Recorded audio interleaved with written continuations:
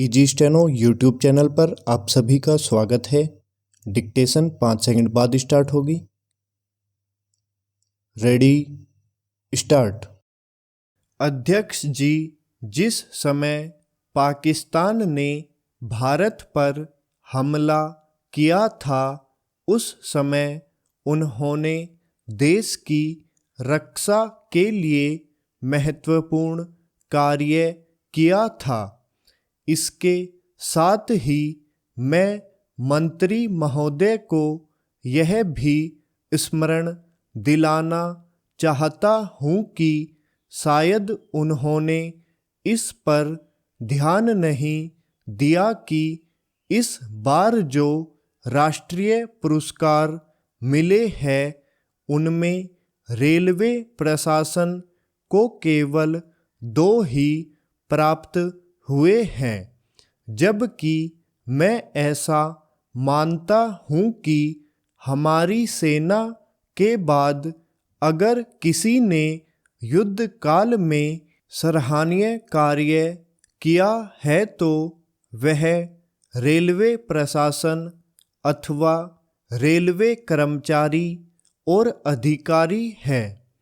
इसलिए उनके मनोबल को बनाए रखने के लिए और उनको प्रोत्साहित करने के लिए रेल मंत्री को इस बात पर भी ध्यान रखना चाहिए और इसका प्रयास करना चाहिए कि जो भी इस तरह के प्रोत्साहन मिले उनमें रेलवे का विशेष ध्यान रखा जाए। रेल मंत्री महोदय ने अपने वक्तव्य में भी रेलवे कर्मचारियों की प्रशंसा की है या उनको प्रोत्साहन दिलाया है, लेकिन यह प्रोत्साहन शांति काल में भी बना रहना चाहिए।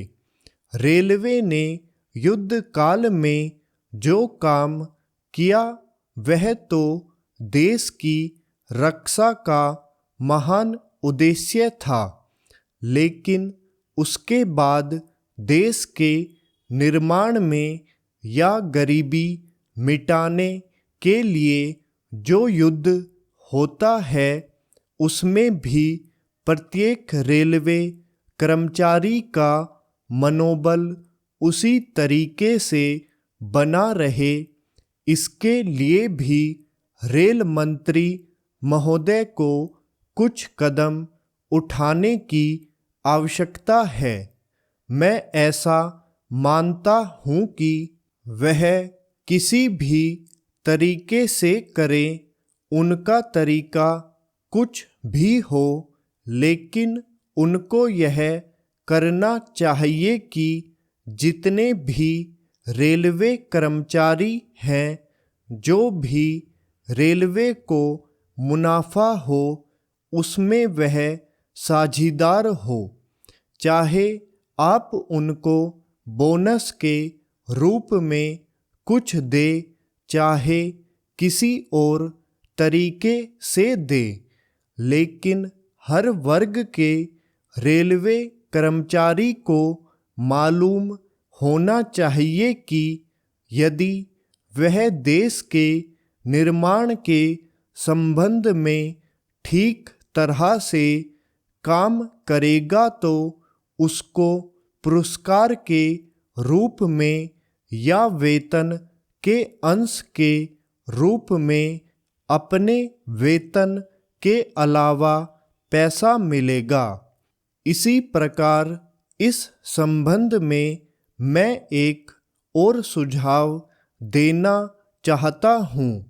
स्वतंत्रता के बाद रेल प्रशासन भारत सरकार का प्रशासन हो गया, लेकिन यह लोकसभा एक विशेष उद्देश्य को लेकर चुनी गई है। यह उस कार्यक्रम का एक नमूना ही है।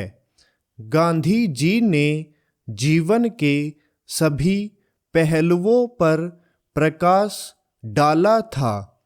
धन को वे संयम से व्यय करने के हक में थे। स्टॉप।